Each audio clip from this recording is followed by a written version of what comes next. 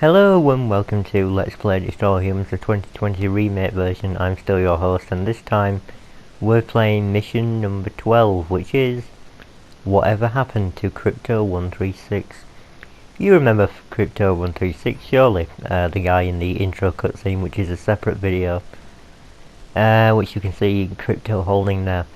So the thing is with Furons is that they always have clones of each other, so Crypto136 is the predecessor to 137 who we're playing as in this game. And we need to get that Furon DNA to make sure we can keep cloning ourselves. But this mission focuses on what happened to Crypto136, who got captured by the military because he crash landed on Earth due to an atomic bomb testing thing flying too close there. So I hope you enjoyed this episode. It's going to be kind of a short one. My scans have identified several radioactive areas in your vicinity, but there is one in particular that looks like it could be a crash site. So let's begin by talking about Area 42, because I've already gone along about the whole premise of this mission. So, Area 42 is obviously supposed to be a reference to Area 51, which is in not Las Vegas. I keep saying that. It's in Nevada, near the desert, or in the desert.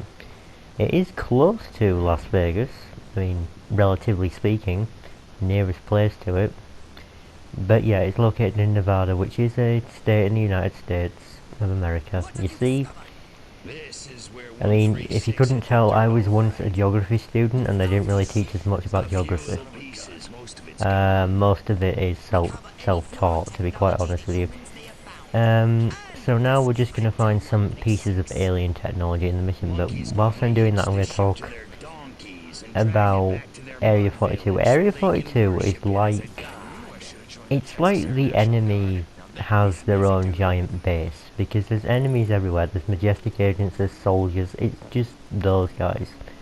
There aren't really any civilians in Area 42, like, there's a couple of workers, but that's about it. Basically everybody has a gun and everyone wants to kill you. So for the fourth area of the game, it's quite challenging, because there's enemies everywhere. I mean, everybody wants to kill you. So I would really watch your step over here. It's also big and expansive. There aren't really any landmarks. It's just one whole big open stretch of desert sort of area, which would make hunting for probes a little bit difficult. I'm not looking forward to hunting for the probes in this area. I didn't look forward to it in the original game. I did, because in the original game, for some reason the PS4 remaster, if you will, of Destroy Humans, the original, makes you collect all the probes to get the relevant extras, you know. Sort of like how it does in this game, where you get a piece of Furonigami for every single probe that you collect. And I suppose the same concept is present in the PS4 remaster. So yeah. This is all one big dangerous area, and we're going to find out what happened to Crypto136, don't you worry. But I'm just saying, be careful when you're here, because as you can see there's just red dots everywhere. And there are tanks as well. Tanks, gun turrets, soldiers, it's just all here. Everything that's dangerous is here. Oh, and those military troop transport things. You're supposed to be able to talk to this guard here to get access into the base, but you kind of don't need to. If you went up the way I did, then you can get access in by just dropping down. Because for some reason you don't actually have fall damage when you are in disguise, which is very weird. So you can jump right off a building that's about 15 miles high, and your kneecaps will not just burst when you hit the ground, so that's pretty weird. But yeah, we're just scanning people now to find out what the hell's going on. And it looks like the Majestic are responsible for Crypto136's situation, whatever he's in. So we need to go and save him. This majestic stronghold must be where they are Right, a holding Majestic stronghold, which is over in that direction, somewhere else. Yeah, where the marker is. The markers used to be kind of a bluish purple colour, whereas now they're sort of a yellowish orange, which I keep forgetting. At least I think that's how it used to be. I think for the mission markers it was purple, but for the actual side missions they were yellow, so just a change there. So, going on a little bit about the amount of enemies in Area 42. You'd think it was pretty easy to die, to be honest. In this game I haven't died more than twice. And I'm kind of surprised by that, because in the original you would get your butt handed to you. But in this game it feels like they did plan for the amount of enemies they are going to be throwing at you. And I've been seen. Well, that's that challenge failed. Getting undetected. I think, yeah. Actually, no. No, that challenge is in the next episode, which is episode number 13. And mission 13, respectively. Oh, a little lab. Let's see.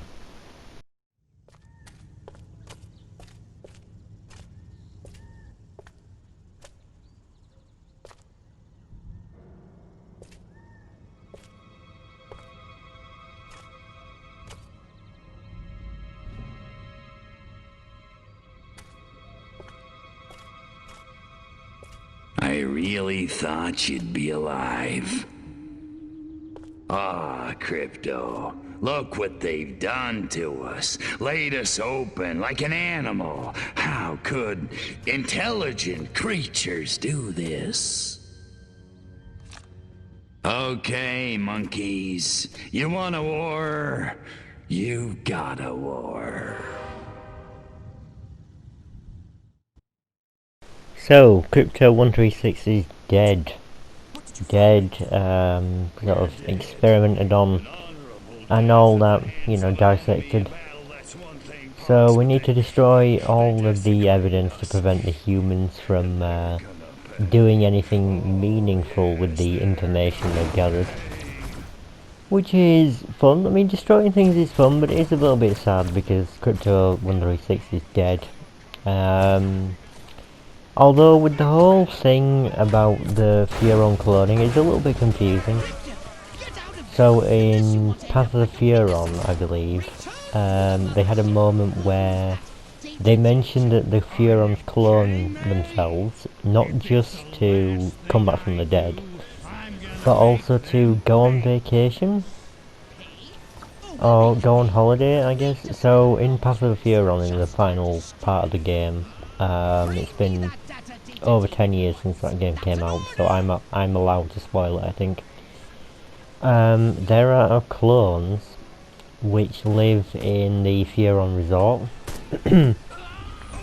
And the idea is that the real ones are the ones that are working and the fake ones are the ones that are on holiday. Which I don't understand, because if the fake ones are on holiday, then surely it's not a real experience. Kind of. I mean, did they experience the same thing at the same time? I don't know. I mean, it's like, if the real ones are working, then they're not really on holiday. I suppose it's some sort of scam to say, like, oh, these guys are on holiday, we give them vacation time, when in reality they're making them work every single day. Kind of thing, I guess. But that's all I can think of. I mean, none of it makes much sense. Also, can you have two clones next to each other? So what if Crypto136 was alive? Then wouldn't there be any problems from that? Because they'll both speak exactly the same. And, you know, if he was alive, then what would happen? I don't know. I have absolutely no idea. I mean, it's kind of weird. Basically, I think you all kind of knew that he wasn't alive. You all got that impression. So, anyway, but we're going to take our revenge on the humans because they're nasty and they experimented on Crypto 136. And we're just going to destroy some stuff now, killing some humans and all that malarkey before we go to our saucer. One thing to note about the upgrades is that there are a lot of them in the game and they are very expensive, and I do not know whether I'll be able to buy all of them in time for the last episode. I might miss out on some because in the last episode I'm not going to be using all of the weapons in the game. So some of them don't really need to be upgraded, you know. There's obviously the jetpack, not really, the thrust ability. It's not really linked to the jetpack. It kind of is and kind of isn't. That one's kind of just movement related. It doesn't really affect much. I don't think that's going to be used at all in the final episode of the game. But I will make sure to upgrade as much as I can, everything that's useful, everything that sounds like it's going to be a massive help. Because I don't know what to expect with the final episode. I mean, I've seen people play this game, but I haven't played it myself, so, at this point anyway, recording, so, yeah. But anyway, that is this mission complete. And we're going to get a little bit of a newspaper article in a second here. Hopefully I can read it. Top Brainiac off by Maniac. Renowned entomologist and prize specimen found slain. Well, I mean, we didn't really kill any of the scientists in there. I didn't see any scientists. So, yeah, also is that blood? That's quite violent. But then again, the whole game is violent. It's about aliens zapping people, so yeah, I've come to expect that. Either way, next episode we are going to be doing will be mission number 13, which is the Mutant Menace. And I'll see you when we get there. Hope you enjoyed today's video.